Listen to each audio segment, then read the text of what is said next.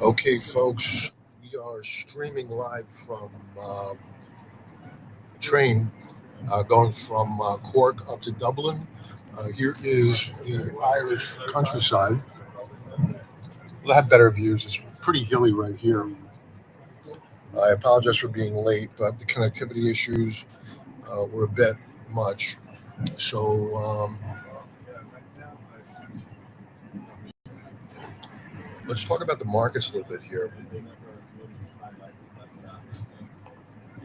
And I want to show you something.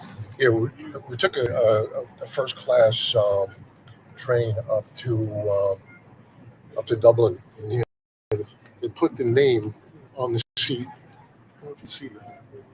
Let's see if I can get that.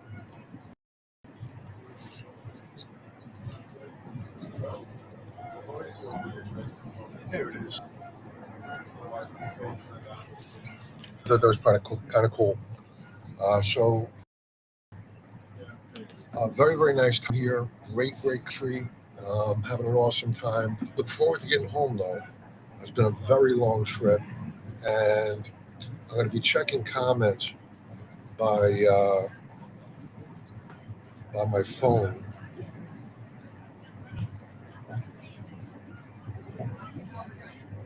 because I do not have. Hey Seymour, how you doing, man? Yeah, it's been a really, really good time. Really good time. But exhausting. Let me just mute this. Go. Okay. So it looks like it's streaming okay. Good. So let's talk a little bit about the markets here today. I'm going to share my screen, and as soon as the hills stop rolling here, I'll let you see the countryside. It's really gorgeous. I'd show you on that side, but there's a gentleman there. I don't think he wants to be videoed. All right, so let's talk about the markets. Here we go. Really nice. We've entered a hilly area. It was more flat and rolling hills earlier.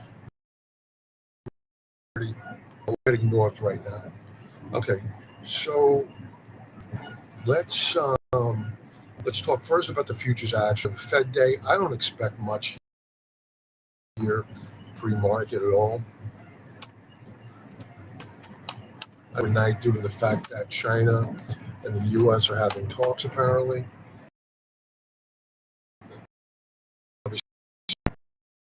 The markets like that.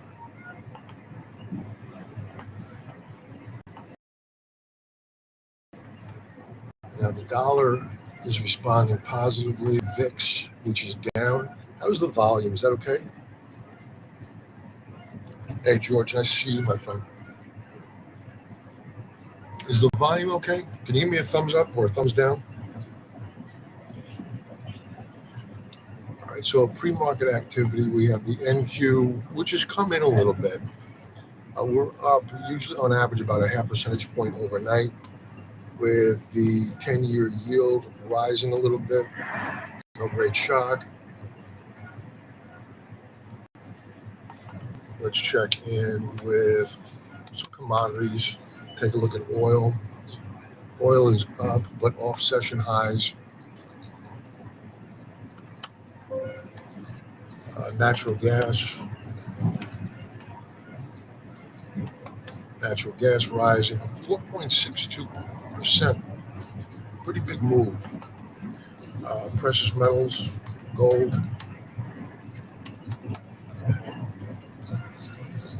Gold coming in here a little bit. I think that if there is a fear of a deal between the U.S. and China, that would be perceived as being deflationary, not inflationary. And, or I shouldn't say deflationary, more disinflation than anything else. Sound check. Silver coming in here. It had a really strong day, yeah. Down just shy of so yeah, there you go. Really pretty. Really pretty stuff.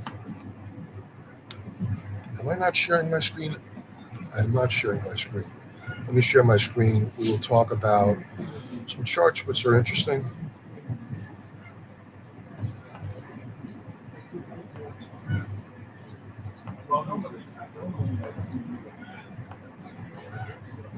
Now, the one area that I'm a bit concerned about is the price action of the triple Qs. Now, we'll go to that chart in a moment, but first let's take stock of valuations of the market. Valuation came in a little bit on the Schiller PE ratio yesterday, but still very, very elevated at 34.65. We were above 35 yesterday, so not a cheap market.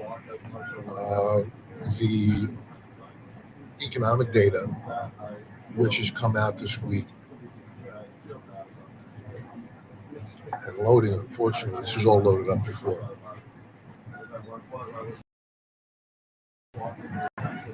We had some good data. We had some good data on Monday. ISM services really beat expectations. Unfortunately, that sent yields up. Trade deficit came in bigger, so no change there. So much for the tariffs. As for today, we have the FOMC meeting. We don't need to wait for Jay Powell to announce today. We can tell you exactly what he's going to do. He's going to do exactly nothing. How do we know that? We know it because the Fed Watch tool tells us he's not going to do anything. Now, this is where the volatility can come in to the market. Let's let this load. Okay, so here's the May number. Expectations for an ease 1%. They're not cutting today, so we can forget about that. So tomorrow, we're going to get the Fed's balance sheet. Do they increase their balance sheet or decrease their balance sheet or do nothing? Well, last week we know they decreased it, so they're not helping on the balance sheet front. As for the June probability of a cut, this is where the markets can see volatility. Right now, this number has come in. This was measurably higher at one point, well above 50%, above 60%. Now it's only 30%. And as for July, which they were pricing in as a foregone conclusion of being a strong probability of a cut, well, this was at 90% only a few days ago. Now we're down to 75%. So I'll call this a coin flip at this point. Let's go to comments. Thanks, Simo, for the audio check. Appreciate that. Oh, good to hear that. Yeah, I can see it here. It's coming through really nice. Good to see. Hey, Paul. Thank you for that. Appreciate it. Okay. Let's talk about yield curve on the week. So yield curve rising, that's generally not what we want to see. Here's the monthly view. At current, it looks like some of the pressures come off here on the yield curve. It's an inside month thus far. We're not even halfway through at this point, so we can't really read too much into it. The one thing I do want to keep an eye on is oil. Oil showed some signs of life. So let's change XLP to, let's go to USO. That's what, yeah, let's use USO.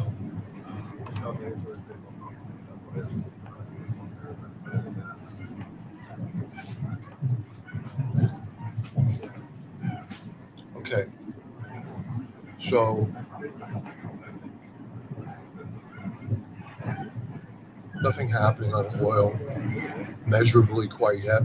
Gold clearly is rocketing here, and the equity markets have seen some stabilization. Now, the one chart that concerned me was this one.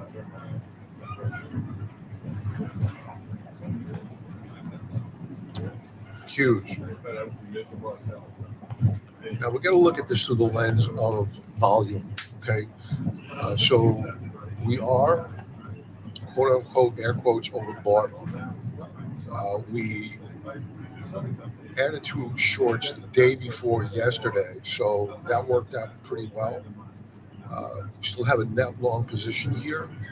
The problem is that we didn't hold 485. I put out a note yesterday that 485 was a level at which we'd really like to hold. Now, the caveat here is that we had very, very light volume yesterday. So what this can be interpreted as is that what the market is waiting for is direction by the Federal Reserve. I showed you the June expectations and the July expectations. It's going to be all about the press conference today. So after the press conference, do they rally the Qs above 485 and close it there? They must close it there. If they don't close it there and it sells off, then I think the market comes under additional strain because there's really not much else out there to prop up the market, with the exception of maybe a deal between China and the United States. And we're just talking at this point. So that's what we're looking for direction, is the interpretation by the markets of what Jay Powell is forecasting. Since Trump became president, he has not been friendly to the administration. Inflation is still high. Gold is telling us that. Therefore, I don't see any other reason for him to help the administration out at this point.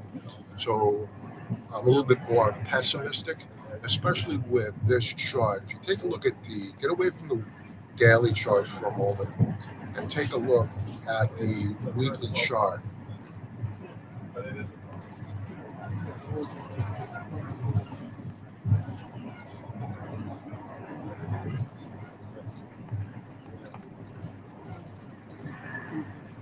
Here, this is on monthly. Let's go to the weekly chart.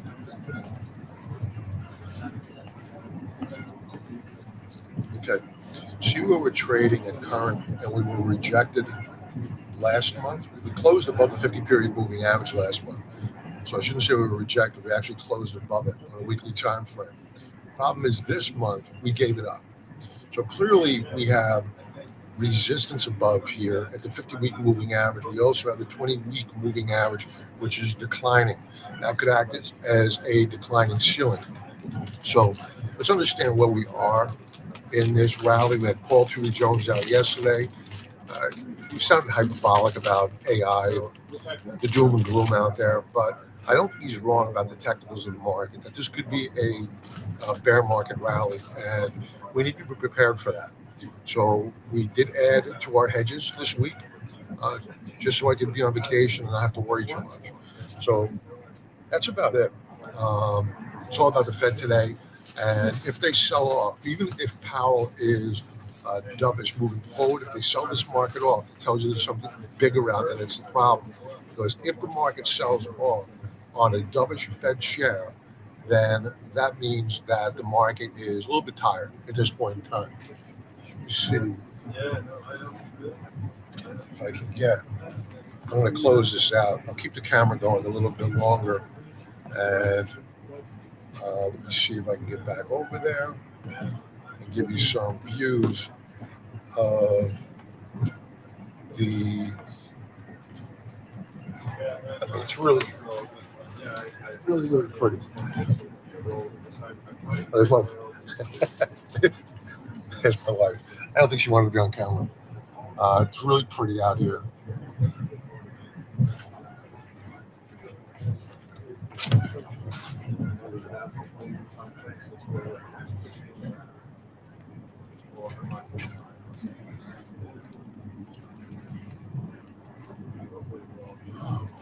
Look at all the just missed a whole bunch of sheep and whatnot. I'm like a kid. So it's really, really gorgeous here. I highly suggest if you haven't been to Ireland yet, come to Ireland. It's beautiful, great people, really, really good food. I was surprised about the food in Kinsale. It was so good. Really, really good. I had no idea how hilly it can be up here in the northern area. Anyway, reporting from Ireland. Everybody has a profitable trading day. I will talk to you soon. Be well.